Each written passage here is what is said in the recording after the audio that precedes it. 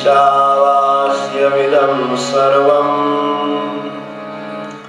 यत्किञ्च जगत्यां जगत् तेन त्यक्तेन भुञ्जीथाः मा क्रुधः कस्यस्विद्धनम्। ॐ शान्ति शान्ति शान्ति।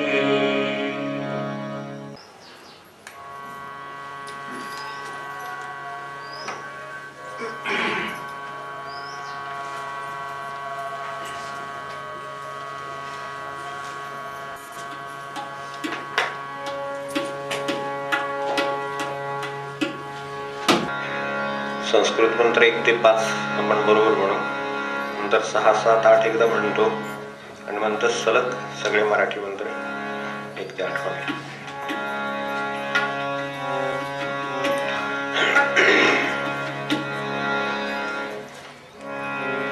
सद्गुरुनाथ महाराज की जय, सब संतन की जय. जय रघुवीर समर्थ. देवांची आरती लाविल्या भावांच्या ज्योती, देवांची आरती लाविल्या भावांच्या ज्योती, देवांची आरती लाविल्या भावांच्या ज्योती. रूप तुम्ही निर्गुण तुम्ही विश्वाचे आधार, रूप तुम्ही निर्गुण तुम्ही विश्वाचे आधार. शिवरूपे राहुनी पाहता शक्तीचा व्यवहार, शिवरूपे राहुनी पाहता शक्तीचा व्यवहार. मायामया दीन जीवाना कशी कळे महती, मायामया दीन जीवाना कशी कळे महती. देवांची आरती लावल्या भावांच्या ज्योती, देवांची आरती लावल्या भावांच्या ज्योती. म्हणून बनवून मूर्ती आम्ही आवाहन केले, म्हणून बनवून मूर्ती आम्ही आवाहन केले. विविध रूपाने तुम्ही येऊन घर पावन केले, विविध रूपाने तुम्ही येऊन घर पावन केले. कर्तव्यात सदा राहो मन चरणावरती, कर्तव्यात सदा राहो मन चरणावरती. देवांची आरती लावल्या भावांच्या ज्योती, देवांची आरती लावल्या भावांच्या ज्योती, देवांची आरती लावल्या भावांच्या ज्योती.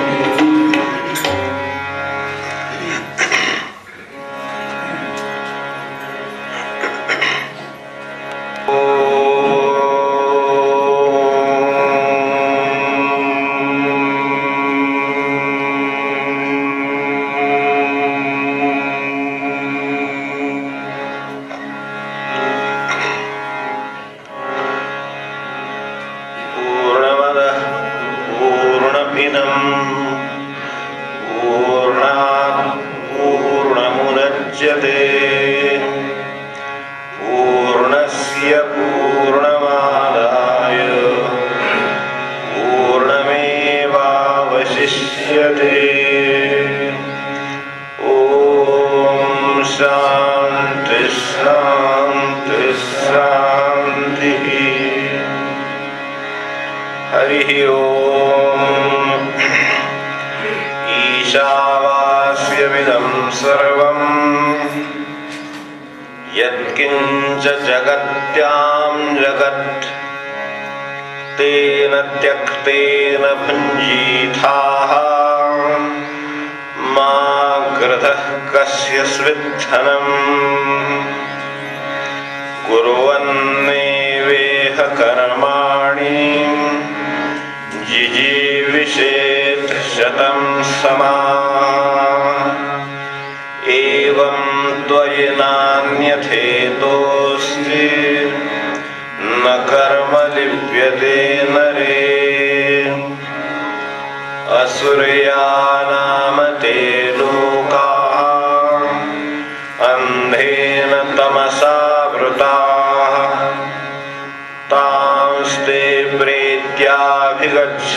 वि ये केचात्महनो जना अनेजदेकं मनसो जवीयो नैनद्देवा आप्नुवन् पूर्वमर्षत् तद्धावतोऽन्यानद्येति तिष्ठत् तस्मिन्नपो मातरिश्वा दधाति तदेजति तन्नैजति तद्दूरे तदुअन्तिके तदन्तरस्य सर्वस्य तदु सर्वस्यास्य बाह्यतः यस्तु सर्वाणि भूतानि आत्मन्येवानुपश्यति सर्वभूतेषु चात्मानं ततो न विजुगुप्सते यस्मिन् सर्वाणि भूतानि आत्मैवाभूद्विजानतः तत्र को मोहः कः शोकः एकत्वमनुपश्यतः सपर्यगात् शुक्रमकायमव्रणम् अस्नाविरगशुद्धमपापविद्धम् कविर्मनीषी परिभूः स्वयंभूर्याथा तथ्यतोऽर्थान् व्यदधात् शाश्वतीभ्यः समाभ्यः ॐ शान्ति शान्ति शान्तिः। पूर्णते पूर्णहे सारे पूर्णातु न पूर्णयेतसे काढता शून्य शून्यातु न शून्य शेषदसे असे ॐ शान्ति शान्ति शान्ति। हरिः ॐ। ईशावास्यमिदं सर्वम् ईश्वरे व्यापिले सर्व त्यागुनी मग भोगतु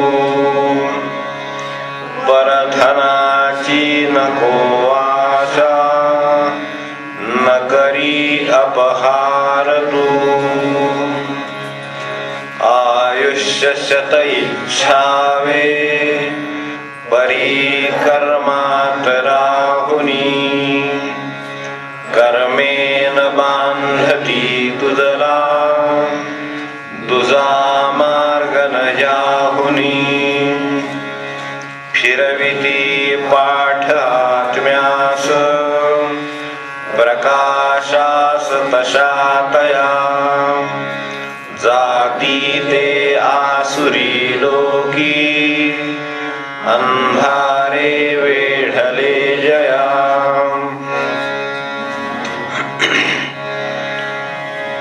मनापलीकडे वेग स्थिर परिगतिकारक प्राप्य ना इंद्रिय देवाना सृष्टीला प्राणदायक हाल चाल करी न करी राही जवळ दूरही बाहेर अंतरी आत्मा दिक्कालातीत आतही स्वतःत सर्व जगताला जगती स्वतःसही पाही तो कधी न कंटाळे कोणासही कशासही जग जास आपुले झाले सर्वत्र भरून जो असे नित्य एकत्व झाल्यास मोह शोक पुढे कसे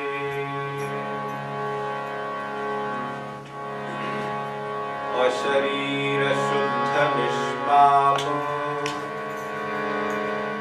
निर्मलात्मा अलिप्त ही मुक्त सार्थ शाश्वतता देतो तो व्यापकत्व ही ओम शांति शांति।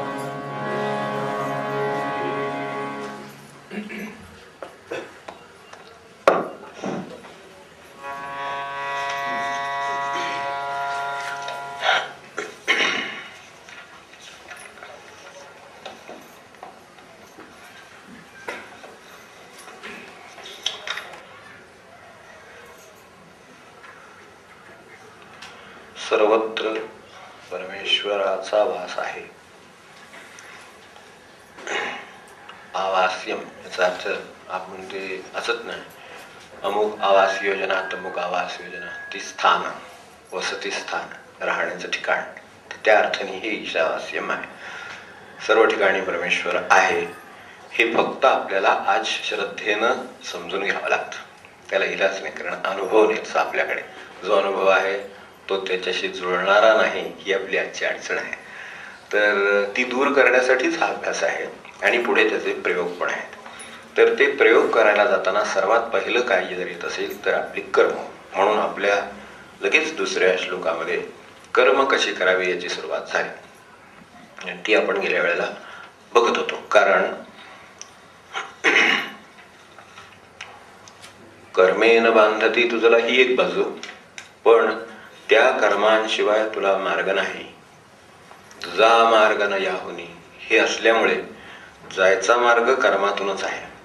ती कशी करावी याविषयी वेगवेगळ्या उपनिषदाने आपापले आदेश दिले. त्यामध्ये काल 2-3 आदेशांचा उल्लेख केला, अधिकच केला. त्यात 1-2 महत्वाचे आदेश राहिले, ते फक्त जातात सांगतो आणि आता पुढे जातो. त्यातले 2 महत्वाचे आदेश म्हणजे एक, सगळा व्यवहार चालला आहे चरितार्थ आपला आपला आपण स्वावलंबीपणे चालवावा असं उपनिषदांचं म्हणणं आहे. जसं शरीर श्रमाला स्वावलंबी असावं, स्वावलंबी हरेकाने व्हावे शक्य तिथे, तसे ते तिथून आहे आलेले. तर ते तसं आहे. तसं शरीर असावं, तसं आपलं जे जीवन आहे ते सुद्धा स्वावलंबीपणाने राहावं याची ज्याने त्यांनी काळजी घ्यावी. स्वावलंबीपणामध्ये काल सांगितलं त्याप्रमाणे आत्मविश्वास आणि अहंकार यातला भेद लक्षात घेऊन स्वावलंबीपणाचा अर्थ लक्षात घ्यायचा. मी स्वतःवर अवलंबून नाही आहे म्हणजे स्वतःवरच अवलंबून आहे किंवा त्याचं मला कोणावर अवलंबून राहावं लागत नाही याचा अहंकार हा तितकाच मार्ग आहे. एक वेळ परावलंबन परवडलं. त्यामुळे ती त्यातली जी बाजू आहे ती लक्षात ठेवून स्वावलंबनाचा अर्थ लक्षात घेऊ. तर ते करायला त्याला लागणारी सर्वात महत्वाची गोष्ट म्हणजे वेगवेगळ्या स्तरावर हे उपनिषद समजून घ्यायचे. म्हणून मुलांपासून मोठ्यांपर्यंत म्हणून असं जे त्यातले 2 महत्वाचे आदेश आहेत ते व्यवसायाबद्दल आहेत. त्यांचं म्हणणं आहे की एक, व्यवसाय करावा चांगला, अनिंदनीय, अशिष्ट करू नये असे 2 शब्द वापरलेले आहेत. तेव्हा वंद्य, शिष्ट, चांगल्या अर्थाने, शिष्ट म्हणजे आपण ज्या अर्थाने आता रूढ झाला तो तसला शिष्ट नव्हे, शिष्टसंमत असा शब्द वापरण्याची पद्धत आहे आपल्याकडे. तर त्या दृष्टीनं चांगला, हितकर अशा तऱ्हेचा व्यवसाय असावा, तो करावा. तर अशी एक त्यांचा आदेश आहे. तो कर्म करताना तो व्यवसाय अशा तऱ्हेचा निवडावा की जो वंद्य आहे, हितकर आहे, शिष्टसंमत आहे. असा उद्योग, व्यवसाय, काय नोकरी स्वरूप आपले असेल ते. आणि हे आलं की त्याच्याबरोबर त्याचा परिणाम म्हणून शरीर पोषणासाठी पैसा आला. त्यामुळं त्याची व्यवस्था लावण्याचा प्रश्न आला. आपण जे त्यक्तेन भुंजितः सुरुवातीला पाहिलं त्याच्यात पुढचा भाग याच्यात आहे. तर त्या संबंधी एक गोष्ट सांगायची तेवढी फक्त पुढे येतो. म्हणजे त्याच्याबद्दलचा एक आदेश आहे तो तैत्तिरीय उपनिषदामध्ये आहे, संबंधित याच्याशी आहे. त्यक्तेनची व्याख्या तिकडे केलेली आहे. तर ती आपण जाताना बघून पुढे जातो एवढंच. त्याचं म्हणणं असं की शरीर पोषणासाठी किंवा आपल्यावरच्या जबाबदाऱ्यांसाठी लागणाऱ्या जे त्यातून अर्थार्जन झालं असेल आपल्या व्यवसायातून ते सोडून उरलेलं आपलं नाही असं समजावं असं त्यांना म्हणायचं आहे. मी सोप्या भाषेमध्ये सांग संस्कृतात किंवा आणखीन कठीण आदेशात जाण्यापेक्षा, तर त्याला दान म्हणलेलं आहे. जे माझ्या पोषणाव्यतिरिक्त शिल्लक राहतं ते दान. आता माझ्या पोषणात जर मी केवढं जरी वाढवून ठेवलं तर हे जरा कमी येणार, कारण एकाच 100त हे सगळं वाचवायचं आहे. तर पोषणालाच 99 लागायला लागले तर दानाला एकच राहायचा. पण पोषण जर व्यवस्थित पोषणाची व्याख्या समजून घेतली तर कदाचित ते 30-40%, 50%, 60% ज्या त्याच्या परिस्थितीनुसार, व्यवसाय किंवा नोकरीच्या उत्पन्नानुसार राहील, हे मान्य आहे. पण दानाचं स्थान हे राहीलच राहील, म्हणून त्यांनी त्याला दान शब्द वापरला. दान करताना त्यांनी 4 महत्वाचे शब्द वापरले. 5 शब्द वापरले. एक, श्रद्धया देयम. जे आपल्याकडे देताना सुद्धा इतके त्याच्यावर कसोट्या लावलेल्या आहेत किंवा त्याच्या भूमिका लावलेल्या आहेत. कसोट्या म्हणण्यापेक्षा सुद्धा भूमिका आहेत देण्याच्या काय असते, देणं जरी झालं किंवा काही करायचं झालं, चांगल्या कामाचं सुद्धा भूमिका लागते चांगल्या कामाची. त्या ह्या 5 भूमिका आहेत. भूमिका सांगतो, मग त्यांना मला जी गोष्ट आठवली म्हणून ती नंतर सांगतो. श्रद्धया देयम, श्रिया देयम, रिया देयम, भिया देयम आणि संविदा देयम, एवढे प्रकार केलेले आहेत. साध्या भाषेमध्ये बघू. श्रद्धेनं द्यायचं असेल तर देताना त्यामागे एक श्रद्धा असावी की मी विश्वात कुठेतरी परिपूर्णतेचा प्रयत्न, माझ्या वाट्याला जे आलं त्यातलं जे ज्यादा राहिलं त्या निमित्ताने करतो आहे, तर अशा श्रद्धेने जावं. अश्रद्धया न देयम असा स्वच्छ आदेश आहे. श्रद्धया देयम. फुल असेल पण श्रद्धया देयम, कारण बागेतली फुलं ही संपत्तीच की तुमची. तुम्ही जे काय काम केलं त्याचा परिणाम म्हणून ती फुलं आली. ती परिणाम आलेली सगळी फुलं आपल्या देवाला किंवा स्वतःला लागत नाही. मग राहिलेली फुलं ही समाजाची राहिली, म्हणजे ती त्याला दिली. इतकं सोपं गणित आहे. आपल्याकडे खाली आणायचं असेल तर मग आता ते पुढे कुठे न्यायचं ते तुम्ही बघा. अगदी खाली सोप्याला आणून ठेव, पान सुद्धा अगदी इथपर्यंत. तर पूर्वी आपल्याकडे केळीच्या पानावर जेवायची पद्धत होती, आपल्याला कल्पना असेल. आम्ही तर बऱ्याच काळ त्याच्यावरच काढला तिकडे. तर त्यावेळेला हे केळीची पानाचा प्रश्न होता, आपल्याला कल्पना असेल तेव्हा. तर ती सुद्धा अशीच की ज्याला केळीची पानं आहेत कापायची करायची, ती सुद्धा अर्धी करून वापरायची. त्यात सुद्धा कटकसर आहे. त्याचं पूर्ण पान वापरणं म्हणजे हे आहे, ते काय श्रीमंतीचं लक्षण होतं किंवा विशेष प्रसंगी आहे ते. असंच्या असं संबंध पान म्हणजे विशेष प्रसंगी आहे असं म्हणजे नेहमीच. कापून जे मध्ये केलेलं आहे ना, इतके व्यवस्थित राहतात तर कशाला मला सांगा क्रेडिट करून कर्जात कशाला बुडतील, शक्यतच नाही कधी. तेव्हा त्यामुळं तो त्या काळात सांगितलेला आदेश असला. आपल्याला आज जरी परिस्थितीनं ह्या सगळ्याचं कौतुक वाटत असलं तरी सुद्धा ते का नको होतं त्याचं कारण तिथे आपल्याला आढळतात. श्रद्धया देयम, मुद्दा चला आता श्रद्धेनं द्यावं. श्रिया देयम, देताना दुसऱ्याने किती दिलं ते बघून मी देऊ नये, माझ्याकडे किती आहे ते बघून द्यावं, हे श्रिया देयम. श्री म्हणजे संपत्ती ना, त्या संपत्ती किती त्या प्रमाणात द्यावं. व्यवसाय किती केवढा त्या प्रमाणात द्यावं. त्याचे कदाचित 5 सुद्धा मोठे असतील, 5 लाख हे मोठे असतील आणि 50 लाख सुद्धा मोठे असतील, हो की नाही. ते आपण बाकी सगळे आदर्श घेतले. मायक्रोसॉफ्टचं एवढं कौतुक झालं जगामध्ये आहे 1 नंबर, पण 50व्या वर्षी निवृत्ती स्वीकारली त्याने आमच्या लक्षात आलं. 50व्या वर्षी जो कोण डिक्लेअर करू शकतो की मी आता याच्यातून बाहेर पडतो, हे सगळं आता माझ्या कोणाला ते सोपून टाकतो आणि मी यातून बाहेर पडतो, हे सुद्धा एक प्रकारचं आपल्याला जे सांगितले त्यापैकी एक आहे. तर आम्हाला ही संस्कृतीने 50 वर्षात जगाचं साम्राज्य मिळवेल एवढं त्या विषयातलं जर हे मिळवलेलं आहे. पण देताना तिथे 50व्या वर्षी एक रेग मारली. बाकी त्यांचं काय पुढे येते ते मला माहिती नाही, पण एवढं नक्की की त्यांनी एक रेग मारली की ह्यानंतर आणि तिथपर्यंत जमलेल्या संपत्तीचं एक सामाजिक कार्यांसाठी एक मोठं हे आहे, निधी करून ठेवलेला आहे. त्यांनी त्यांच्या वरीनं बाजूला केला. त्यात कंपनीत असलेल्या किती लोकांनी बाजूला केला मला माहित नाही. कंपनीत काम करून हजारो रुपये पगार मिळवणाऱ्यांनी किती बाजूला केलं ते माहित नाही. ज्यांनी कंपनी काढली आणि सगळ्या जगाला नमवलं एवढी जी त्याच्यातली बुद्धिमत्ता वापरली, त्या मायक्रोसॉफ्टने मात्र त्याच्या बिल गेट्सने आपलं स्वतःच्या संपत्तीचं निधी करून तो प्रत्येकाने केलाय. ह्या 2 व्यक्ती तर डोळ्यासमोर आपल्या आहेतच. 2 व्यक्ती आपल्याला माहिती असतील, हे तर नक्कीच माहिती असतील. तर यांनी 50व्या वर्षाची रेग मारून ते बाजूला केलं आणि हे समाजाचं आहे म्हणले. यातलं ठीक आहे, त्यांच्या पद्धतीनं ते काहीतरी समाजाचं आहे म्हणले, हे माझ्या दृष्टीने थोडं तरी महत्वाचं आहे, कारण हे आपल्याकडे सांगितलेलं आहे आणि करार करतं कोण नाही करता हा ज्याचा त्याचा प्रश्न आहे. श्रिया देयम, त्यात त्यांना सांगण्याचा दुसरा पण हे आहे, कुठेही आपल्याकडे सद्गुणाचा सुद्धा अतिरेक करायची परवानगी नाही. हे वैशिष्ट्य आहे संस्कृतीचं. सद्गुणाला सुद्धा तिने मर्यादा घालून दिलेली आहे. सद्गुणाचा अतिरेक म्हणजे दुर्गुण असं त्यांचं म्हणणं आहे. सगळं पुंगून टाकणारा तो संन्यासी असेल असं तर ठीक आहे, तर ती एक वेगळीच कॅटेगरी बांधलेली. पण प्रापंचिकांनी, महाराज म्हणायचे, प्रापंचिकांनी आपली परिस्थिती पाहून द्यावं, अगदी साध्या भाषेत तेच त्यांना म्हणायचे. श्रिया देयम, श्रिया किती, श्री किती त्या प्रमाणात द्या, पण द्या. कारण तो व्यवसायाचा नोकरीचा तो पुढचा भाग आहे, कर्माचा पुढचा भाग आहे. तर स्वास्थ्य राहतं. दान जातं आणि स्वास्थ्य घेऊन येतं असं त्याचं प्रमाण आहे. त्यामुळे ते जर आपल्याला हवं असेल दान जाईल आणि स्वास्थ्य घेऊन येईल. आता ज्या प्रमाणात योग्य तऱ्हेनं जाईल, किती जाईल याच्यावर सुद्धा नाही, योग्य तऱ्हेनं जाईल. ते योग्य तऱ्हेनं जेवढं जाईल तेवढं योग्य तऱ्हेनं समाधानात येईल असं त्याचं आहे. तर हे एक भाग झाला. रिया देयम, नम्रतेने द्यावं. देताना सुद्धा असं असू नये की मी उपकार करतो जगावर. ते जगाने आधीच केलेले आहेत. उपकार जगाने आपल्यावर आधीच केले, जन्मापूर्वीपासून केलेले आहेत. माझा जन्म हा सुद्धा आई वडिलांचा उपकार आहे माझ्यावर, असेच लक्षात घ्या. तर तिथून विचार करा तर लक्षात येईल की हे उपकार कुठून सुरू झालेत. त्यामुळे ते रिया देयम, शया देयम, भिया देयम, थोडंसं भीतीने सुद्धा द्यावं. भीती खरं म्हणजे आपल्याकडे भीती हे कर्माचं चांगलं कारण मानलेलं नाही, तरी सुद्धा उपनिषदांनी भीतीचा उल्लेख केलेला आहे. भीतीचा उल्लेख करायचं कारण काय असेल तर एक तर मृत्यूसमोर उभा आहे, मला त्याच्याशी सामना करायचा आहे, तर सूक्ष्म का होईना माणसाच्या मनात त्याची भीती आहे, तर तिथे मला उत्तम गतीची गरज आहे. उत्तम मृत्यूची सुद्धा गरज आहे. मृत्यूमध्ये सुद्धा काही मृत्यू अत्यंत उत्तम मृत्यू आहेत. आपल्याकडे मृत्यूत सुद्धा किती प्रकार आहेत. हाल हाल होऊन मनुष्य जातो आणि असा का घारीसारखा उडून जातो हे पण आपण बघितलेलं आहे. मृत्यूमध्ये इतके प्रकार आहेत. तर त्याची सुद्धा त्याचा विचार करून सुद्धा द्यावा. अनेक प्रकार आहेत. तर ते आहे. नंतर अगदी ह्या ज्यांना श्रेष्ठ लोकांची म्हणजे परलोक, त्या भाषेमध्ये शब्द परवा पण परलोकावर व्याख्या पाहिली आहे, त्यामुळे काय विचार करायचं कारण नाही. तर ते पाहावं. संचयाचे परिणाम पाहूनही द्यावा. ते भीतीदायक आहेत. संचयाचे परिणाम भीतीदायक आहेत. त्यामुळे त्या अर्थाने भियादेयम, संविदादेयम, जाणीवपूर्वक द्यावं. मला कळते म्हणून मी द्यावं, तर ते कळते म्हणून द्यावं. हे सगळे देण्याचे प्रकार सांगितले. आणि त्या संदर्भात जाता जाता एक सुभाषित चांगलं सांगितलं, म्हणून ते आपल्यासमोर ठेवतो की हे सगळं का द्यावं, तर आपल्या दारात भिक्षेकरी उभे असतात त्यावेळेला आपल्याला कळत असेल, ते मागत फिरतात ना, त्यावेळेला ते काय सांगत असतात, बोधयंती न याचन्ते असं सांगितलेलं आहे.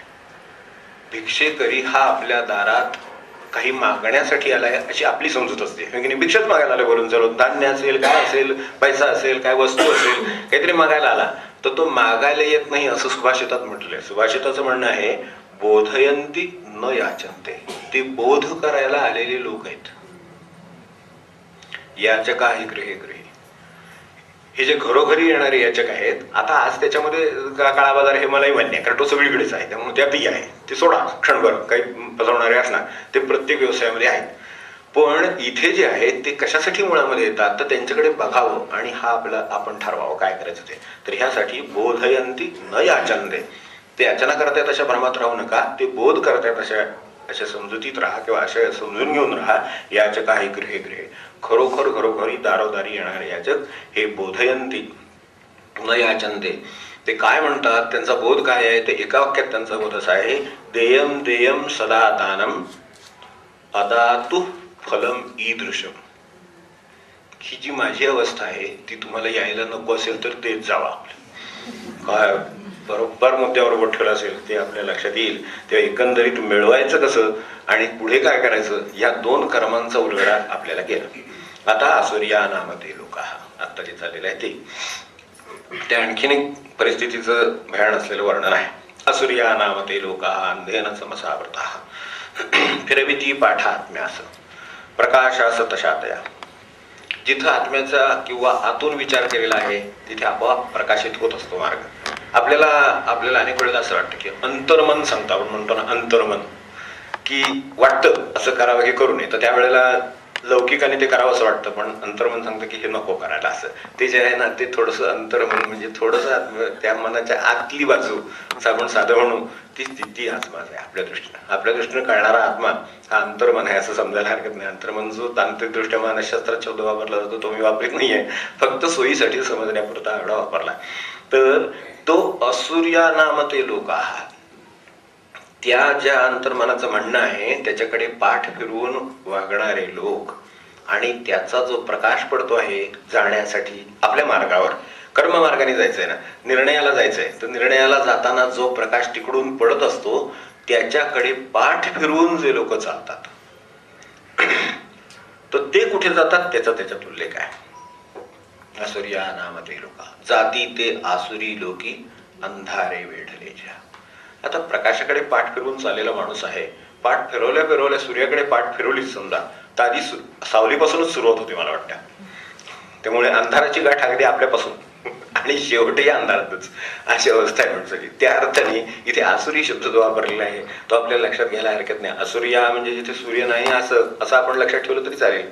तर आपल्याकडे 3 प्रकारचे लोक मानले ना, म्हणजे जसे राक्षस, मनुष्य, देव असे मानले. काय त्याला आपण कॅटेगरी करायची ती करा, मूळ मुद्दा त्याच्यातला समान आहे की जिथे फक्त रात्र आहे तो आसुरी लोक आहे असं समजायला हरकत नाही. जिथे फक्त रात्र आहे आसुरी लोक आहे असं. जिथे काही काळ प्रकाश आहे काही काळ रात्र आहे तो मनुष्य लोक आहे असं समजायला हरकत नाही. आणि जिथे फक्त प्रकाश आहे तो देव लोक आहे समजायला हरकत नाही. इतकं सोपं आहे. फार मोठे काही मोकळ लोकांची व्याख्या करायचं काही कारण नाही. बरं, आपल्या जगामध्ये आपल्याला असं अनुभवायला येतं काही असे ठिकाणं आहेत की जिथे फक्त अंधारच आहे. अशी परिस्थिती आहे, अगदी भूलोकावर सुद्धा आहे. तर आता अशी काही लोकांच्या अंतर्मनामध्ये अवस्था आहे फक्त अंधार. म्हणजे फक्त अंधार याचा अर्थ की फक्त माझ्या सुखाची चिंता हा अंधार, फक्त माझी काळजी, फक्त स्वार्थाने भरलेला आहे. तिथे फक्त अंधार आहे. तो आसुरी लोकच आहे. तो एक आपल्याकडे जो भूगोलात नेहमी अनुभवायला रोज येतोय तो निम्मा प्रकाश येतो निम्मा अंधार येतो. आपण ज्या कटिबंधात राहतो तिथे आपल्याला दिवसभर प्रकाश आहे, म्हणजे काय जे 12 तास प्रकाश आहे असं म्हणू फार तर. कारण प्रकाश पडल्यावर दिवस म्हणतो आपण, म्हणून 12 तास तरी प्रकाश आहे आणि 12 तास अंधार असं आपल्याला सहन करावाच लागतो. तर अशा तऱ्हेचं काही बॅलन्सिंग आहे, दोन्ही आहेत आपल्याकडे. आपल्याकडे प्रकाश पण आहे आणि अंधार पण आहे. तर असं असलं तरी सुद्धा आपले सर्व उद्योग किंवा जे ज्याच्यावर आपलं सर्व काही जीवन अवलंबून आहे. आता आपण कर्मांचा उल्लेख केला तर ती कर्म कशी करावी ती सांगितली की प्रकाशमान करावीत, प्रकाशमय करावीत. शेतीचं कर्म आहे उदाहरणार्थ, तर ते नाईट जॉब नाहीये. शेतीचा जॉब हा प्रकाशाच्या काळातला जॉब आहे. म्हणून सकाळी उठून 8-7:30ला जावा, 8ला जावा, 6ला जावा, कधी पण जावा, पण ते जा, बैल घ्या, शेतावर जा, दिवसभर राहावा, सूर्याच्या प्रकाशात राहा, उत्तम कर्म करा, संध्याकाळी भुकावून अत्यंत शरीराला व्यवस्थित व्यायाम देऊन संध्याकाळी घरी या, काय ते न्याहारी खा, शांत विश्रांती घ्या. इतका सुंदर दिनक्रम व्यवस्थित दिलेला आहे. तो मूळ दिनक्रम आहे खरा. तर असा अभिप्रेत आहे. आता 8-8 तासाच्या शिफ्ट आपण केल्या ते आपले काय आता त्याला म्हणायचं ते आपण ठरवा. परिस्थितीमुळे तसं वाटायला आलं वगैरे, आता आपण कोणतंही त्याला काही म्हणा, पण त्यांना अभिप्रेत असं आहे की असं प्रकाशित कर्म आहे. तर प्रकाशित कर्म हे सोप्या मार्गाने शेतकऱ्याचा कर्म आपल्याला समजून घेता येण्यासारखं आहे. तर यात सुद्धा आता जे 3 लोक सांगितले त्यातले पहिले जे सांगितले, जे आसुरी सांगितले, ज्यांना मी म्हटलं फक्त अंधारात आहेत, ते फक्त स्वार्थाचे किंवा स्वतःच्याच पुरता विचार करणारे आहेत. आपल्याला या लोकाचा थोडासा अनुभव कधी कधी येतो की अरे आपण फक्त स्वतःचाच विचार केला असं वाटतं. त्या क्षणी आसुरी लोकांचा स्पर्श झालाय समजायला हरकत नाही. आपण दुसऱ्याचा नाही विचार केला. बसताना अगदी क्षणभर पानावर बसलं तरी एखाद्या वेळेला 2 घास गेल्यावर लक्षात येतं ना की बोलवायचं राहिलं, ते बसलेत की नाही बघायचं राहिलं, दुसऱ्याला वाटलंय की नाही बघायचं राहिलं. हे जे आपल्याकडे पंगत जरी वाढली तरी अशी पद्धत आहे की सर्वांना वाढले का असं विचारायची पद्धत आहे. सर्वांचं वाढून पूर्ण झालं का तर मग सुरुवात करायची अशी पद्धत आहे. ती तेवढ्यासाठीच आहे की असुराचा स्पर्श होऊ नये. तो असुर आहे की जो स्वतःच्या पानात झालं की त्याचं काम सुरू झालं. असं जो आहे ना तो अंधारे वेढाली तरी आत्म्याच्या प्रकाशाला पाठ फिरवलेली आहे. आत्मा म्हणजे दुसरीकडे आहे तो विद्यमान. मी जसा भुकेलेला आहे तसा तोही भुकेलेला विद्यमान आहे. पुढे आत्म्याचं बघायचं ना वर्णन, त्याची सुरुवातच आहे की तिथे पण भूक आहे. बाजूला जे बसले समजा अगदी 50 लोकांची आहेत तरी सुद्धा तिथेपर्यंत जे बसलेले आहेत त्या प्रत्येक ठिकाणी तो आत्मा विद्यमान आहे. मी फक्त माझी काळजी करतोय, ते उरलेले 49 लोकांची काळजी कोणी करायची. निदान एवढी तरी काळजी म्हणजे चौकशी. आपण वाढायला उठलो नाही जागेवरनं तरी सुद्धा निदान एवढं विचारलं की तिथपर्यंत आले का, तिथपर्यंत आला असेल तर ती घ्यायचं. असं आहे. रमणांसारखे मनुष्य असेल तर त्यांना तर हा प्रश्नच नाही. त्यांना ते वेगळी हे वाढलं काय ताक काय सार रसम काय ते आहे ते जर वेगळं वाटलं तरी सुद्धा ते जेवायचं नाकारित. हे तर आणखीन पुढची काम आहे. देवलोक त्यामुळे त्यांना ते तर मंजूरच नाही. त्यांना कुठल्याही प्रकारची अशी जी आता हे काटकसर वगैरे म्हणलं ना किंवा जे साधं जीवन म्हटलं की नाही, साधं जीवन मनुष्य अत्यंत सुखी आहे. आणि जितकं तो असहज जीवन किंवा श्रीमंती जीवन जगायला जाईल तितका दुःखाकडे तो वाटचाल करतोय, प्रकाशाकडे पाठ फिरवलेली आहे असं समजायला हरकत नाही. तर हे सगळं असं आहे. मानुष्य म्हणजे मनुष्याचं जे जीवन आहे, आसुरी झालं मनुष्याचं जीवन आहे, त्याच्यामध्ये तो स्वतःसाठी आहे आणि इतरांसाठी पण आहे. हे आपल्याकडे त्याचं दुसरं लक्षण लक्षात येईल. मनुष्य जो जीवन आहे त्याच्यामध्ये मी जेवायलाच बसलो की ते 49 लोक जेवायला बसले, मी पण बसलोय. पण मी विचारलं की बाबा एक कोणी आपण असाल ते विचारलं की बाबा तिथपर्यंत आलंय सगळं ना, आणि मग जेवायला बसलो. हे जे आहे हे मनुष्य जीवनाचं एक लक्षण म्हणून आसुरी जीवनामध्ये माझ्या ताटात वाटलं की सुरुवात केली हे आसुरी जीवन आहे. तिकडच्या सर्वांच्या पर्यंत पोचलं की सुरुवात केली हे मनुष्य जीवन आहे. आणि स्वतः उपाशीच आहेत आणि ती मात्र जेवतात प्रभूंच्याकडे जोळीची भाकरी, बाकीच्या पकवान नाही. हे देवजीवन आहे. त्याला काय लगेच स्पष्ट होणारे फरक आहेत. ते काय खातात काय नाही, त्यांच्याकडे एवढंसं काहीतरी असते भाकरी एवढीची तुकडा, आणि तो सुद्धा जोळी प्रसादाचा किंवा काय व्हायच्यातून आणलेला. आपल्याकडे ते मधुकरी कसे जेवतात ते त्यांचे ते आपल्याला मागे सांगितलं, ते पाण्यात बुडवायचं ना अमकं करायचं, रस ठेवायचंच नाही त्याच्यामध्ये. काही कशाला जेवायला रसाची लागेल, ओढ लागेल. पाण्यातच भिजवलेलं जर अन्न, आधी अन्न आणले ते नदीत गंगेत भिजवायचं त्या झोळीसकट. आता झोळीसकट बिघडल्यावर भिजवल्यावर त्याच्यातने काय अवस्था असेल. आपण म्हणजे नको काही घरात गोंधळ काय करायला नको. मला एकदा वाटलं की प्रयोग करायला काय माझी भाकरी. पण एक नक्की आहे, हे सगळं एकत्र करून काय होतं ते मात्र पाहिलं. एकत्र समजा केलं सगळं, नंतर होतच ते. तर चवीसाठीच आपण वेगवेगळं खातो ना. लोणचं मध्ये कशासाठी पाहिजे, तर हे जे काय गोड आहे, काय जे खातोय नेहमीचं साधं आहे, तर त्याला थोडंसं ते प्रकार पाहिजे. म्हणजे ह्या जिभेचाच भाग आहे शेवटी, हा काही पोटाचा भाग नाही. लोणच्याचं प्रमाण समजा जेवणामध्ये आहे ते किती ग्रॅम आहे, तर एक समजा 10 ग्रॅम आहे अशी कल्पना करू. आणि भात आहे किती ग्रॅम आहे, तर 200 ग्रॅम आहे. तर ते 200 ग्रॅम प्लस हे एकत्र करून टाकलं ते खाल्लं तरी ते काही फरक पडत नाही. सगळं आहार सगळं व्यवस्थित चालू राहतं, काय कुठली यंत्रणेत काही फरक पडत नाही. तर हे सगळे प्रयोग आहेत. पण याच्यामध्ये आसुरी जीवन देवजीवनाची थोडासा तफावत लक्षात येते. तर ते त्याकडे पाठ फिरवून तरी करू नये. म्हणजे त्यांना एवढंच म्हणायचं, त्यांनी असं नाही म्हटलं की एकदम देवजीवनाचा. त्यांचं म्हणणं काय, आसुरी जीवन हे जगतायत ते कसं फिरविती पाठा आत्म्या असं प्रकाशाचं तशा तया. आत्मरूप आहे तो मनुष्य दुसऱ्या आत्मरूप आहे त्याचा विचार करतोय. कारण मी ज्या पद्धतीनं जसं माझी घटना आहे तशीच त्याची पण घटना आहे, मला भूक आहे तशी त्याला पण आहे. आत्मवत सर्व भूतेषु, सर्व गीतेमध्ये ही सगळेचे सार मिळतं उपनिषदांचं. त्याची सूत्र सगळी एकत्र आलेली आहेत आणि पुन्हा त्याचं सिंथेसिस होऊन एक मोठं पुन्हा आपल्याला जीवनोपयोगी तत्वज्ञान तयार झालेलं आहे. तर अशी परिस्थिती गीतेची आहे. तसं हे आत्मवत सर्व भूतेषु. तर तसं मला जसं वाटलं की भूक लागली तशी त्याला पण वाटले भूक लागलेली आहे. तर त्याची व्यवस्था करायची, मग बसायचं. आता त्याची व्यवस्था करून त्याला वाटून सगळं करून जेवणारी जी गृहिणी असते ती देवरूपच आहे, म्हणून तिला स्थान आपल्याकडे वरचं आहे. गृहिणीला स्थान तेवढ्यासाठी वरचं आहे. आता तिच्यात मूळ भाव त्यातला लक्षात घेऊ आपण फक्त, की त्यांचे सगळ्यांचं म्हणून शेवटी असं होतं अनेकदा की एखादी कोणाला भाजी आवडली नाही. म्हणजे मी गृहिणींचं जेवण पाहिले किंवा आपणही पाहिलं आहे म्हणून आपल्याला कल्पना असेल, एका दिवशी भाजीत काहीतरी कमी जास्त होतं. चांगली होते असं नाही, सगळ्यांना वाढतात, सगळे खातात. स्वाभाविकपणे पहिली आपल्या संस्कार असल्यामुळे पहिलं संपवतात, नंतर कोण घेत नाही. ती भाजी मागे शिल्लक राहते किंवा पोळी भाजी काय असेल ते दुसरं वस्तू शिल्लक राहते आणि नंतर त्या शांतपणे ते जेवतात. कारण ते राहिलेलं आहे, ते जेवायचं असतं. ते तर काही टाकायचं नाही, अन्न टाकण्याची संस्कृती नाही त्यामुळे, आणि योग्य नाही. तर त्यामुळे ते जे टाकलेलं आहे किंवा जे राहिलेलं आहे मागे ते त्यांना नाही पसंत पडलं. समजा घरात 10 माणसं आहेत, त्यांच्याकडनं राहिलं तर या वेळेला तिच्या वाट्याला त्यातलं जे चांगलं आहे ते दिलं गेलेलं आहे आणि जे कमी चांगलं आहे ते राहिलेलं आहे ते त्या आनंदाने खाते. तिची आत्म्याकडे तोंड नाही, आत्म्याकडे पाठ नाही. हा फरक आपल्या लक्षात येईल. आत्म्याकडे पाठ म्हणजे काय आणि आत्म्याकडे तोंड म्हणजे काय, हे फक्त मनाच्या पातळीवर चालले, अजून आत्म्याचं काय चाललेलं नाही. पण प्रकाश आणि ही जी सगळी दिशा आहे जे त्यांना म्हणायचं आहे त्याचं स्वरूप लक्षात यावं एवढ्यासाठी हे चाललेलं आहे. तर शुद्ध बुद्धी, कल्याणाची कामना, हिताची इच्छा, हे सगळे आत्म्याचे गुण आहेत. तिथून येत आहे. मनाचा काही भाग तिकडे आत्म्याला लागू नये, त्याच्यावरनं कळलं तरी चालेल. आता स्वतःसाठी आणि इतरांसाठी मी मागे आपल्याला बोललो होतो की देवजीवन याचा अर्थ दिव म्हणजे प्रकाश देणे असंच आहे. त्यामुळे प्रकाशित ज्यामुळे मार्ग होतो, ज्या मार्गाने चालल्याने आपल्याला आनंद आणि पुढचा मार्ग कुठेपर्यंत आहे तर मी मुक्त होईपर्यंत आहे. एवढा मार्ग ज्याने दिसत राहतो तो देवमार्ग आहे. तर त्या पंथाने चालणारे लोक.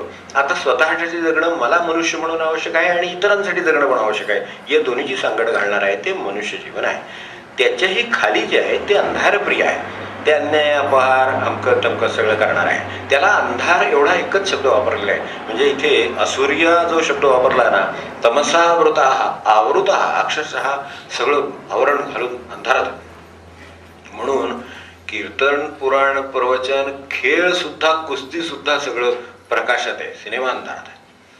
अंधार केल्याशिवाय सुरू नाही होत. आपल्याला काही तपशिलात जायचं नाही, पण पुरेच आहे समजा काय ते कीर्तन नाही सुरू होत. इथे मात्र आपल्याकडे जर काही असं कीर्तन वगैरे असं सगळीकडे लाईट लावून प्रवचन निरूपण असेल, सगळे प्रकाशाशिवाय तो मार्गच नाही चालतायत. अंधार केल्याशिवाय मार्गच नाही चालतायत. काय ते बघा आपण, तर अशी परिस्थिती आहे खरी. तर याच्यावरनं आपल्याला कल्पना येईल. हे एक झालं. पण याच्या बरोबरीने इतर किती गोष्टी असतात की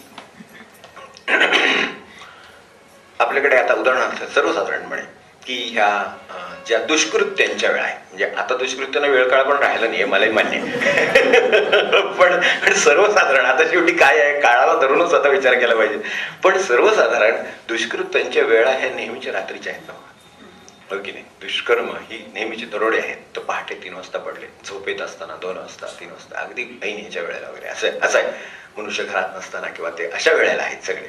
तर ते त्यांच्या वेळा ह्या आता जी दूध जातात वगैरे, मागे एकदा आपल्यावर बोललो होतो, मोठा स्कॅम आहे की सगळी दूध इथून तिथे जातात, तिथे ती पहाटे पोचतात, 3 ते 5 मध्ये सगळं त्याची मिसळ होते व्यवस्थित, पुन्हा होती तशी त्यांच्याच नावावर पॅकिंग तयार होतात आणि अख्खी मुंबई आणि मोठी मोठी शहरं ते पितात. तर ह्याच्यातून कित्येक लाखो रुपयांचा एक हे आहे, व्यवहार आहे मोठा. तर आता हे दुष्कृत्य केव्हा आहे, तर ते दूध सकाळी 6ला लोक बघणार, त्याच्या आत ते सगळं व्यवस्थित करून ठेवलेले. म्हणजे एक दुसऱ्याचं उदाहरण देत नाही, ही सगळी अशी उदाहरणं कितीतरी आहेत. तर आता दुष्कृत्याला वेळ राहिली नाही, त्याप्रमाणे म्हटलं तसं की आता तशी काही काय वेळ राहिला नाहीये. आता हे सगळे स्कॅम्स आणि हे जे सगळं आलेलं आहे हे प्रकाशातले त्या अंधार आहे. म्हणजे त्यांनी अंधाराचाच विचार केला. आम्ही 3-4 हजार वर्षामध्ये प्रकाशात सुद्धा अंधार करून आम्ही हे करू शकतो काम, असं आम्ही सिद्ध करून दाखवलं. इथपर्यंत प्रगती झाली. तिला काय कारण, तर पैशाचा लोभ, दुसरं काय कारण नाही. मूळ त्याचं कशात असेल तर पैशाचा लोभ. म्हणून आपल्या ज्ञानेश्वरीत म्हटलं ना, एक अप्सरा सगळ्यात बलवान, एवढं खरं. तर तिच्याने हे सगळं झालं. मुळात सगळं होतंय किंवा पूर्वी सुद्धा झालं. ते फार हर्षद मत झाल्या, तर लोक विसरले पण गेले पण बिचारे. त्यांचे काय पैसे गेले, त्यांचे गेले. माणसं कंगाल झाली अक्षरशः. बँका नाही का बुडाल्या, कंगाल नाही का लोक झाले. कित्येक लोकांचे जे पोटाचे त्यांनी साठवून हे केलेलं पेन्शन फंडाची पैसे गेले मला सांगा. आणि ते कशामुळे कशाने काय होऊन गेले, लोभाने दिले शेवटी.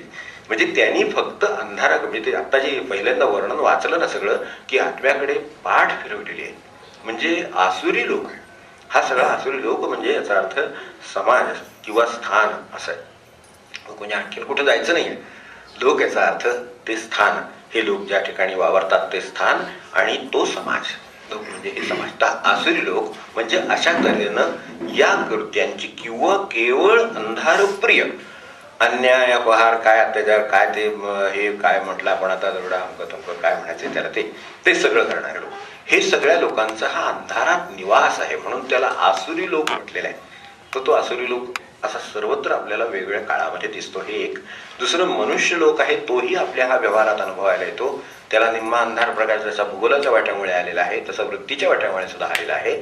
त्याच्यातल्या त्या ज्या सत्प्रवृत्ती आहेत त्यांना तो खतपाणी घालून त्या वाढवायचा प्रयत्न करतो. हे मनुष्यत्वाचं देवत्वाकडे जाण्याचं लक्षण आहे. त्यामुळे ते तो जपत राहतो आणि म्हणून तो स्वतःसाठीही करतो आणि इतरांसाठीही करतो. आता इतरांसाठी करतो त्यावेळेला आजच्या काळामध्ये त्याला थोडं कदाचित निंदाच सहन करावी लागते काही वेळा. अशी परिस्थिती आहे. काय आता ते जसं ते बदललं, ते दिवसा अंधार अशी जी अवस्था आणली, त्यातली ही पुन्हा एक अवस्था आहे. म्हणजे फ्रँकलिनच्या काळातली आपल्याला माहिती असेल गोष्ट. फ्रँकलिननी त्या काळात हे लॅम्पोस्ट नव्हते. त्यावेळेला लोक अंधाराच्या आजही काही खेड्यामध्ये परिस्थिती अशी आहे की माणसं जे रात्रीच्या एकदा 7 वाजून गेले की दिसत नाहीच होतं. तर अशा वेळेला ती जी लोक प्रवास म्हणजे हे करत असतात, आपापल्या घरी परतत असतात किंवा काही कामाला गेलेले लोक परत येतात घरी खेड्यामध्ये याच्यामध्ये, तसे त्या काळात ते लोक परत यायचे. तर त्यावेळेला ते सगळे ठेचा खायचे. त्यावेळेला ही पद्धत नव्हती. त्या प्रकाशाची इतकी सोय सुविधा आणि पद्धत नव्हती, किंवा विचारही नव्हता डोक्यामध्ये.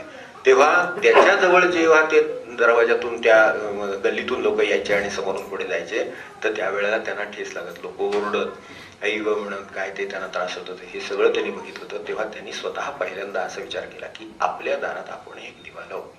जे बेंजामिन फ्रँकलिनची गोष्टी त्या काळात त्यांनी हे केलं.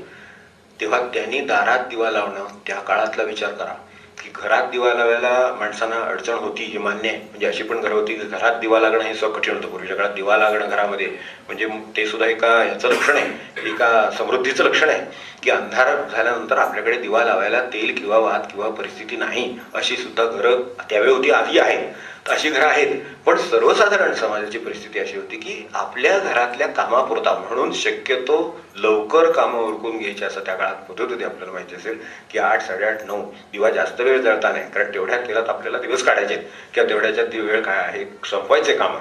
म्हणून ती माणसं उठून मग पहाटे 5ला उठून लोकांना मिनिटं बाहेर दिसायला लागतं, तेवढ्यात आपले व्यवहार सुरू होतात. इतक्या कमी ह्याच्यापर्यंत असलेल्या माणसांना बाहेर दिवा जेव्हा त्या फ्रँकलिनने लावला तेव्हा त्याच्यावर टीका झाली. आता त्या दिव्याने काही ह्याला घरात प्रकाश पडणार होता का? पण त्यांनी थोडा विचार, तो मनुष्य होता असं माझं म्हणणं. म्हणून त्यांनी हा विचार केला की माझ्या घराच्या तिथून ते तिकडे जाईपर्यंत तरी निदान त्यांना ठेच लागणार नाही. तेव्हा लोकांची त्यावर कॉमेंट अशी होती की पैसे वर आलेत. आता काय सांगू माझं, त्या काळात सुद्धा लोकांना पहिली प्रतिक्रिया ही झाली म्हणजे चांगल्या मार्गाने जाताना सुद्धा हे परत वाकडे आहेच परत. त्यामुळे हा प्रवास थोडासा जास्त हे आहे, म्हणजे कठीण का पडतो? आत्म्याकडे जाणारा प्रकाशाकडे जाणारा प्रवास हा थोडा कठीण एवढ्यासाठी पडतो की तो हा प्रवाह असा आहे, त्या प्रवाहामध्ये आपल्याला इकडे जायचं म्हटल्यानंतर त्रास आहे. तेव्हा ह्या 3 प्रकारच्या लोकांची आपल्याला कल्पना यावी म्हणून फक्त आपल्याला सांगितलं. तर याच्याकडे जास्त तेलवात दिसती किंवा जास्त ह्याच्याकडे पैसा दिसतो म्हणून हा रस्त्यावर, म्हणजे त्यांच्या काळात रस्त्यावर, त्यांच्या भाषेत रस्त्यावर, त्या कट्ट्यावर त्यांनी बाहेर दिवा लावला. तर त्यामुळे तो त्याने दिवा लावला याचं जास्त झाले असं लोकांना त्यावेळेला वाटलं. आणि आश्चर्य म्हणजे असं की तिथून जाताना ठेच लागत नाहीशी झाली पुढे. ते परत ऐकण्यासारखं आहे. ते आता खरं ह्याच्यात संबंधित नाही म्हणून सांगतो, ते ऐकण्यासारखं आहे. कारण ते नंतर असं झालं की ह्याच्यामुळे त्यांना कोणाला धक्का बसे ना, आणि तिथून जाताना बरं वाटायला लागलं. पुढच्या घरात गेलं की ठेच लागते तिकडच्या रस्त्यावर. मग हे लक्षात आल्यावर दुसऱ्याने असा विचार केला की एवढं घरात हे करतोय, एक समजा एक 15-20 मिनिटं, अर्धा तास कोणी ना, आपण पण एक दिवा बाहेर ठेवूया असं सुरू झालं. आणि त्यातून लॅम्पोस्ट लागायची पद्धत सुरू झाली. आणि मग शेवटी ते नगरपालिकेकडे काम त्या काळातल्या. तर हे पुढे जे चांगलं काम आहे, जे प्रकाशाकडे देणारं काम आहे ते होतच.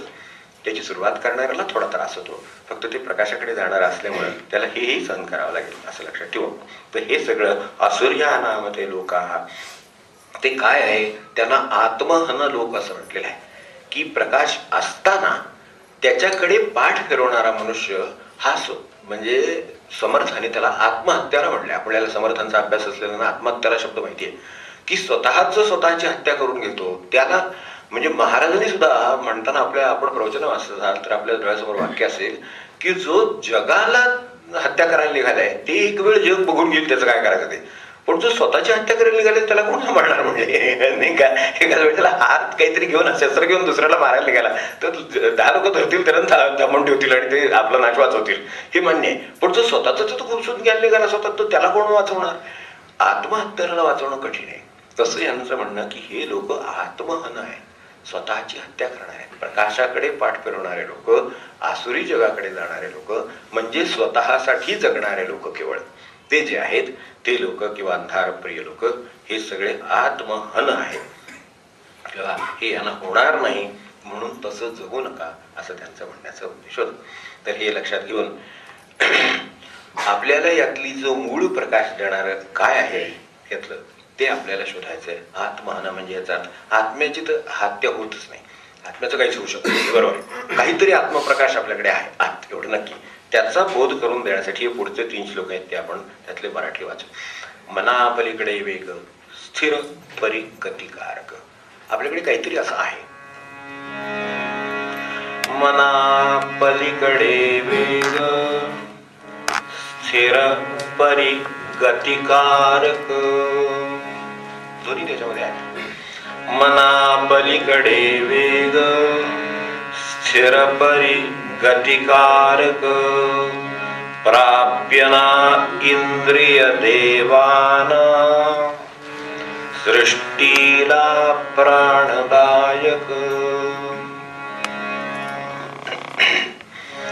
हाल चाल करी न करी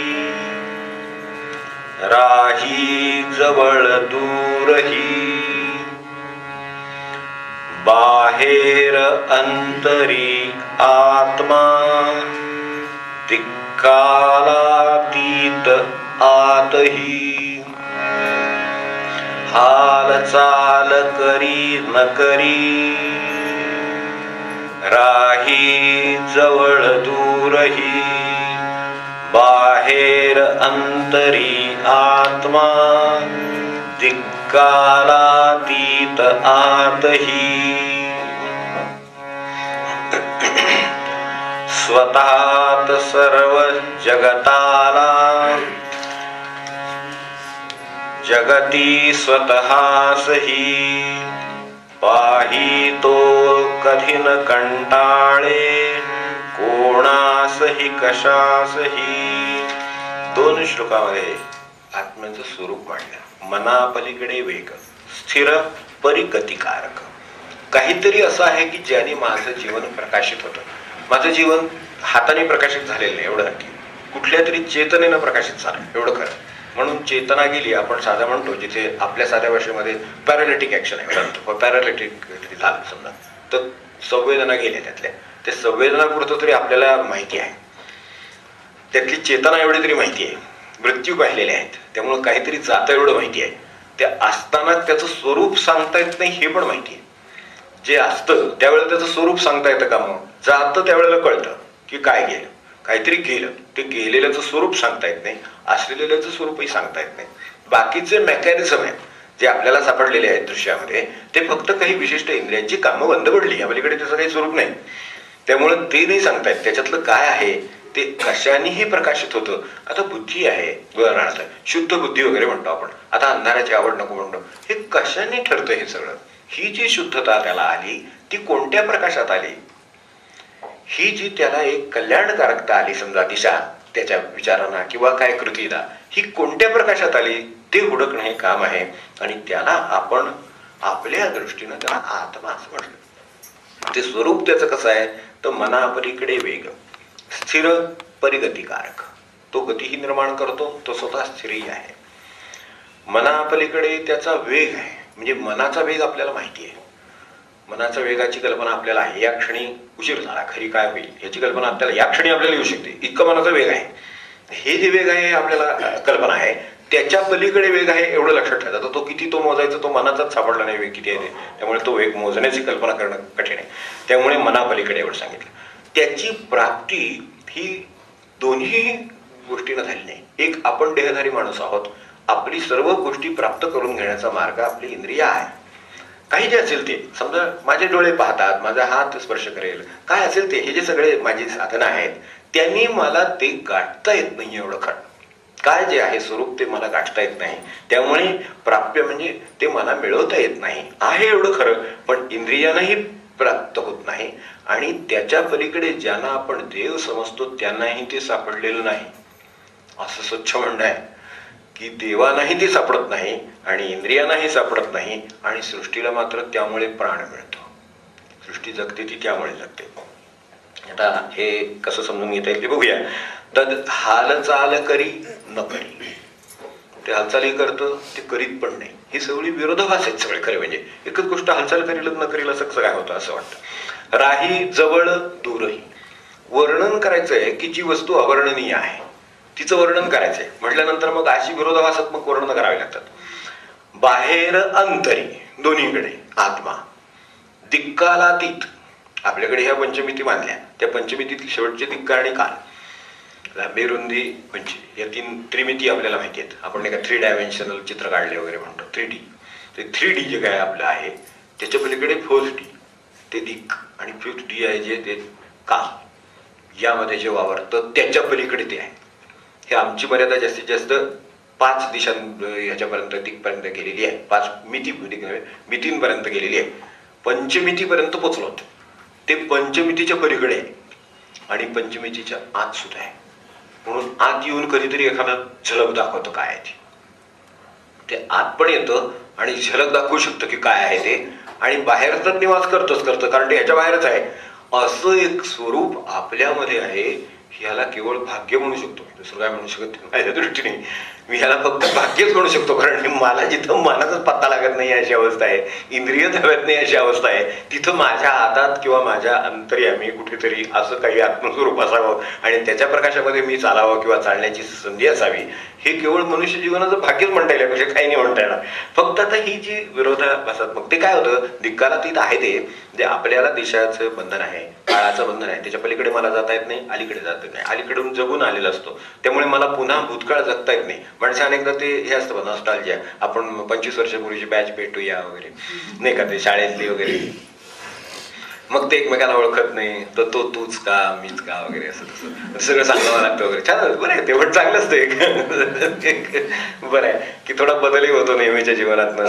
आपल्याला ही माणसं आता मधलं सगळं ओळखत नसतात, त्यामुळे त्यांना ते सांगण्यात एक मजा वाटते. असा दिवस छान जातो, कुठेतरी असं अरेंज केलेलं असतं ते बाहेर, म्हणजे जेवणा खाण्याचे काही प्रॉब्लेम नसतो, सगळे कॉन्ट्रीब्युशन देण्याच्या मनस्थितीत असतात. हे काळाच्या मागे जाणं, पुढे तर जाता येत नाही आपल्याला, काळाच्या मागे जाऊन म्हणजे आता चांगलं काही कर्म करणार असेल तर आनंदाची गोष्ट आहे, एखादं त्यातून काही एखादं सत्कार्य उभं राहणार असेल आणि ही मंडळी एकत्र येणार असेल तर तशी पण येतात आणि एखादं सत्कार्य पण उभं करतात, ते जावं ॲक्सेप्टेबल, तर काय प्रश्न नाही. फक्त ते काळाच्या मागे जाणं आहे, काळाच्या मागे. आज मी आहे जिथे तिथे नाही, हा एक खेळ म्हणून, एक गंमत म्हणून, एक प्रकार म्हणून, एक कदाचित सत्कार्याला प्रेरणा म्हणून, किंवा कदाचित कोण कोण कुठे कुठे गेले आहेत याची एक आपल्याला उत्सुकता असते, ती पुरी करावी म्हणून असं असेल, ते ठीक आहे, ते काळाच्या मागे. हे काळाच्या पलीकडे, ते पुढे नाही जाता येत असं.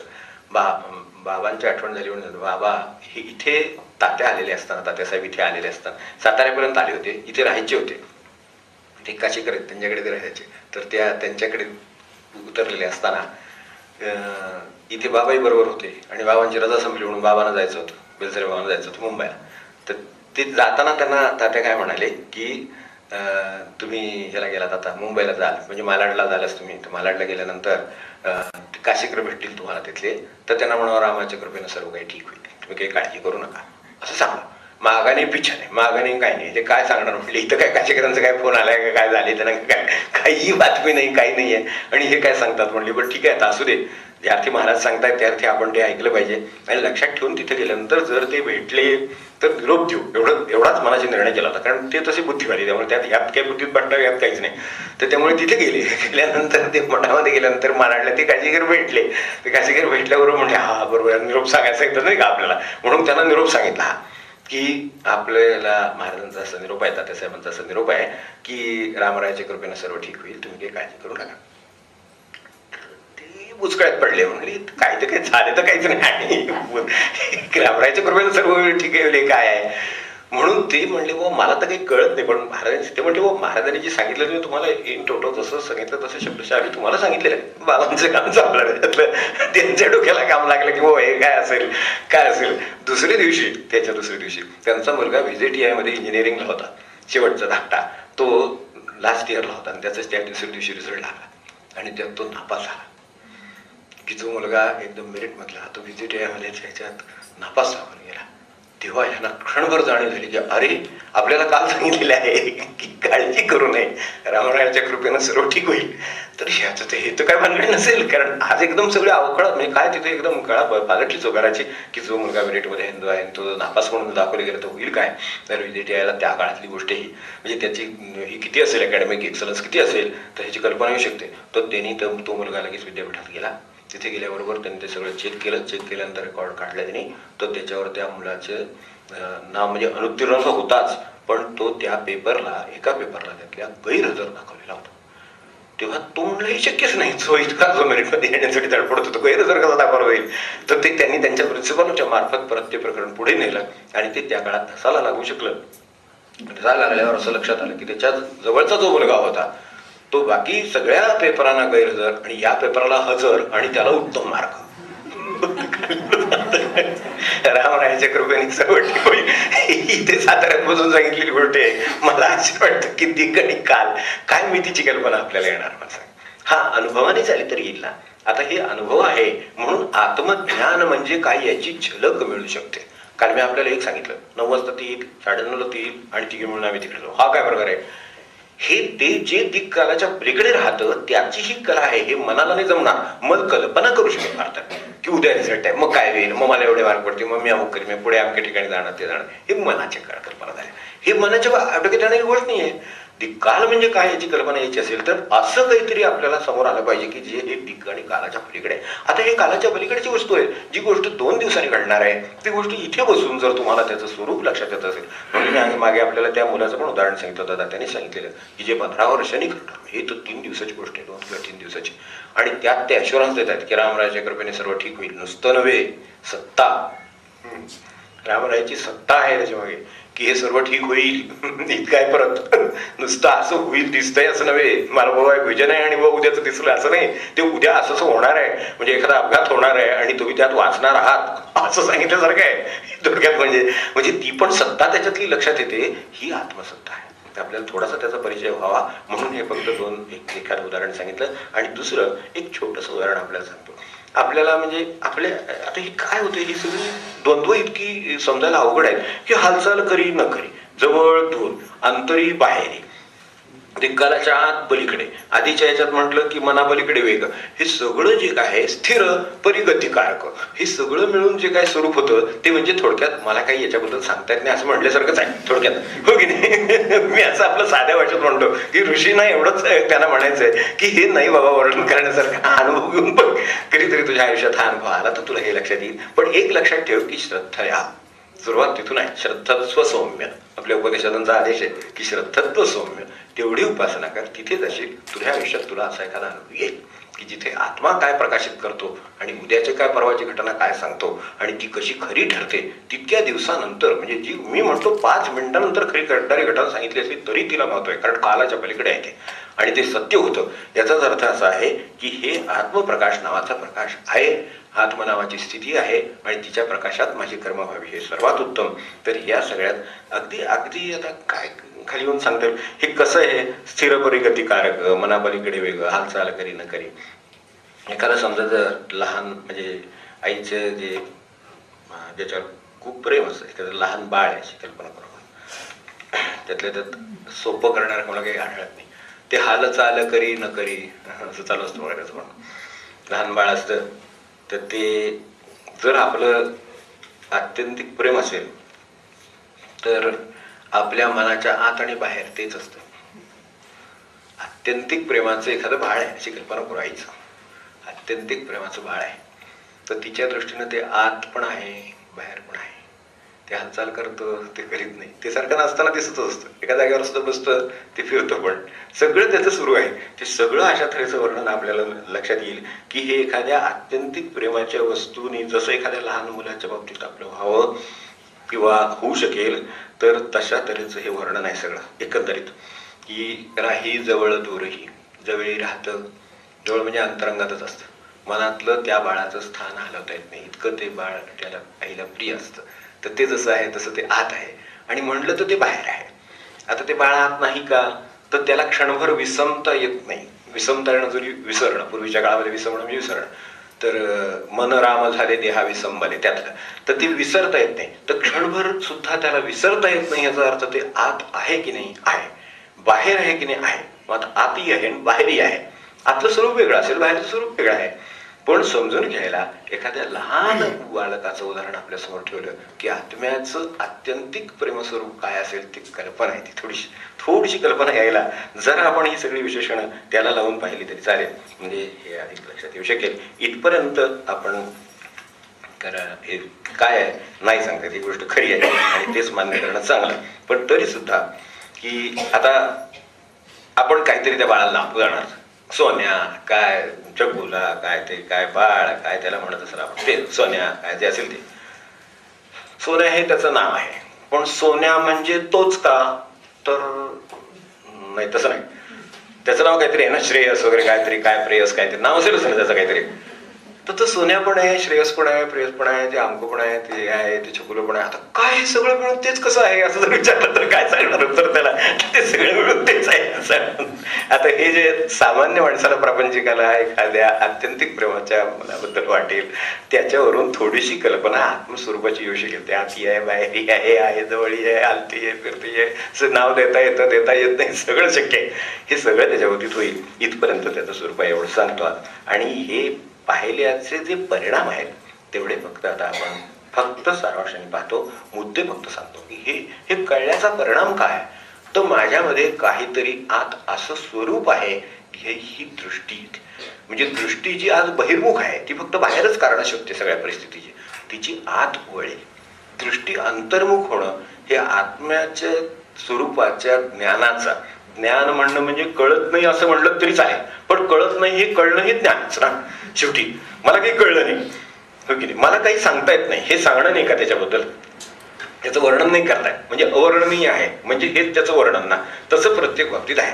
तर तसं हे जे आहे ते जे जर समजा माझ्या लक्षात आलं आणि त्याच्या ह्या झलकी सत्पुरुषांच्या ह्याच्यात प्रत्यक्ष जीवनामध्ये आपल्याला जे दिसतात त्यावरून जरी ओळखलं तरी चालेल. त्यामुळं एक कळतं की दृष्टी अंतर्मुख होते, आज जी बहिर्मुख आहे ती अंतर्मुख होते. सत्य स्वरूपाचं आकलन होतं की हे सत्य नाही ते सत्य आहे, कारण तिथून हे प्रकाशित होते. जसं तिकडून कुठून तरी हे पॉवर स्टेशनमुळे आज इथे असलेली वीज आहे हे कळल्यावर जसं पॉवर स्टेशन महत्वाचं, माझ्या घरातली वीज हे अंतिम सत्य नव्हे ते अंतिम सत्य आहे, जिथे कुठे निर्माण होते ते अंतिम सत्य आहे. कारण असं सगळीकडे आपल्याला विचार करावाच लागेल. तर त्या अर्थाने जसं अन्न मालकीनं माझं हे मान्य, कष्टाने शेतकऱ्याचं आणि निर्मितीनं परमेश्वराचं, आता कोणाचं आहे म्हणायचं, आपल्याला दृष्टी आली असेल तर आपल्याला व्यापकता येते. तशी आत्म्याच्या प्रकाशात माणसाला व्यापकता येते सगळ्याकडे बघण्याची. तेव्हा सत्य स्वरूपाचं आकलन होतं, खरं काय आहे हे पकडून ठेवता येतं बरोबर. त्या दृष्टीनं त्या पातळीवर आणि त्या प्रकाशात आपली कर्म कोणती करावीत याच्यावर प्रकाश पडतो. आपलं ध्येय काय आहे, मला हे बाकीचं सगळं मिळवणं शक्य आहे, अगदी मनाचं स्वामित्व तुझं शक्य आहे, पण आत्मस्वरूप होणं ही गोष्ट आपण आहे ती त्याच्या पुढे आहे. एवढं नक्की. एक वेळ मनाच्या सगळ्या व्यापारांचं ज्ञान सुद्धा होईल, पण आत्मस्वरूप व्हायला जिथे हा मूळ प्रकाश जिथून कुठून निर्माण होतो तिथे जायला काय लागेल ते माझं सगळं फेकून द्यावं लागेल, तेव्हाच ते कदाचित तिथे असेल. असं आहे. कृष्णमूर्ती म्हणायचे तसं की झुळूक आत आणता येत नाही, दारा खिडक्या उघड्या टाकता येतात, होळी मोकळी करता येते, एवढाच मार्ग आहे. झुळूक तुम्ही आणता का, ते आणू शकता का, तर नाही. पण मी काय करू शकतो, तर मी हे कष्ट करू शकतो की सगळ्या घरातले सर्व वस्तू फेकून दिलेत बाजूला, बाहेर काढून टाकले, चढ दारं उघडे टाकलेत, खिडक्या उघड्या टाकल्यात, आणि आता शांतचित्त तरी बसलो, दुसरं काय करणार. प्रतीक्षा हे साधन हे अशा ठिकाणी कळतं. बाकीचे आता नंतर सांगतो व्हायला गेलं तर आता फक्त आपण एकदा हे मराठीची सूक्त म्हणून म्हणजे अनुवादाने सोपं पडतं. पूर्णते पूर्ण हे सारे, पूर्णातून पूर्ण येतसे, काढता शून्य शून्यातून शून्य शेष तसे असे. हरि ओम. ईश्वरे व्यापिले सर्व, या गुणी मग भोगतू, परधनाची नको आशा, न करी अपहार तू. आयुष्य शत इच्छावे, परिकर्मात राहुनी, कर्मेन बांधती तुझला, तुझा मार्ग न याहुनी. फिरविती पाठ आत्म्यास, प्रकाशास तशातया, जाती ते आसुरी लोकी, अंधारे वेढले जया. मना पलीकडे वेग, चिरपरी गतिकारक, प्राप्यना इंद्रिय देवाना, सृष्टीला प्राणदायक. हाल चाल करी न करी, राही जवळ दूरही, बाहेर अंतरी आत्मा, धिक्कारातीत आदही. स्वतःत सर्व जगताला, जगती स्वतःसही. पाही तो कधी न कंटाळे, कोणासहि कशासहि। ओम शांति शांति शांति।